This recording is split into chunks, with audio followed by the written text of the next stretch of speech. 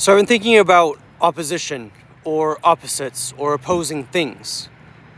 And I've been thinking about the idea that my friend and fellow writer Sean Lawton has expressed, which is the idea that it's usually the opposite, this inverse law, where it's the inverse of what you would expect to be true. I've been thinking about this because I am obsessed with oppositions. My ideal is to wipe clean or wipe away opposition and oppositions, but I recognize that part of it deals with the fact that the opposition is unavoidable, the fact that you'll always make enemies, the fact that there are opposing views, the fact that your view might only contain half of the truth or only a part of the truth. And it's really interesting to think about because there's actually a lot of analogies that can be drawn from this idea of the opposition or of opposites, which is that according to David Epstein, who wrote the book Range, which I recently read and very much enjoyed, talks about this idea that in the workplace,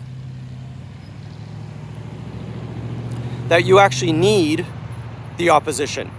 So you want a little bit of antagonism and conflict because this allows you to work more on engaging with a larger synthesis.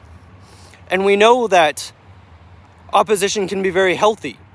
Any kind of resistance, whether that opposition is internal or comes from the environment or the social world around you. And so what's really interesting to me to think about is that I actually like a little bit of resistance. Now, my ideal would be for there to be no resistance or opposition at all. Everybody gets along, everything goes smoothly, there aren't any hiccups. But I've also recognized the way in which I like a little bit of resistance with my efforts, a little bit of internal resistance. So guitar and music does not come easily to me, but I fucking love guitar. And I love music and I love metal. And I love being able to put it together. And so that resistance, even though it can be difficult to deal with, this opposite of what my inclination or tendency is still something that I very much enjoy and that I appreciate doing. And there's so many examples that you could utilize with this idea. You know, that when you're working out, there might be the internal resistance and the resistance of your body. But that's exactly how you build muscle. That's exactly how you take care of your heart. And so there's this interesting way in which we actually need that opposition. But the opposition also exists on a level of ideas themselves, because what we end up with is this notion that you could use the example of a dialectic, which has been utilized in philosophy a lot to capture opposing views or even multitudes of views.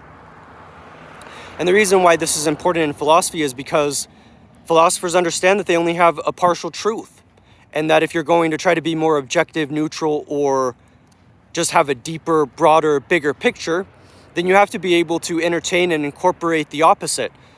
And the reason why I think that this is important is because the intentional opposition that I strive for in life is really important to my process, and I think does help me get a little bit closer to the truth. Maybe not by much, but at least enough. And the reason why I mention this is because it's very counterintuitive. Counterintuitive things of which can very much be oppositional as well. Because what I've realized is that I actually kind of appreciate when I realize that I'm wrong about something or that I only have a partial truth. And maybe it's fair to say that you don't always have to have a dialectic in your head, but there's a way in which I realize that I like a little bit of opposition because it keeps me honest. It keeps me fruitful. It keeps me creative. It keeps me thoughtful. It keeps me on edge and on my toes. And so you end up in this situation where, for me at least, I've actually gone against the grain of my tendency, which is to want and crave uniformity, as well as a kind of linear, uniform position. But I realized that I kind of need the opposite as well. The opposite of which challenges me, and which helps me realize the flaws in my views, and the things that I might be missing. And it forces me to engage with it on a deeper level.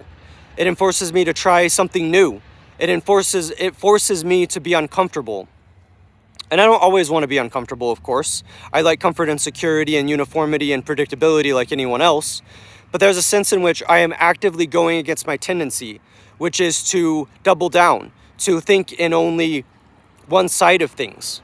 But obviously, no one wants to be a monolithic individual No one wants to be a monolithic force, a sovereignty, because there are other sides to it. We think about how music is such an interesting thing because we have counterpoint, or how in philosophy counterintuitive statements are actually very interesting because they offer flavor, they offer vibrancy, they offer color.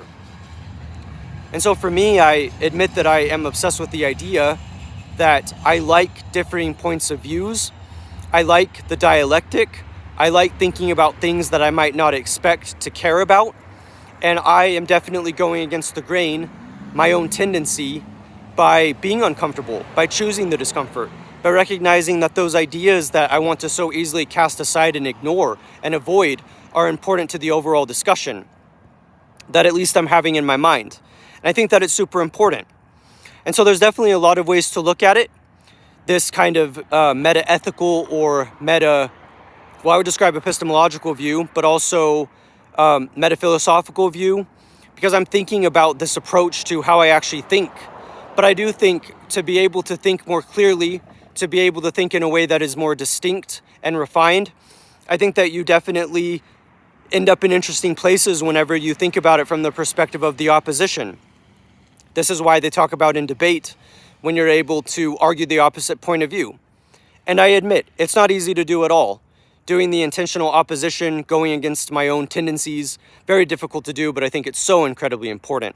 And there's so many reasons to do this, such as the fact that we can't trust our perspective because of cognitive biases, and because we're constantly prone to tendencies that may or may not be helpful. But nonetheless, I think it's there to consider. And I think even my own perspective is a part of this what you could call opposition. And so it gets me to think a little bit more clearly about my own views and what I'm really trying to present.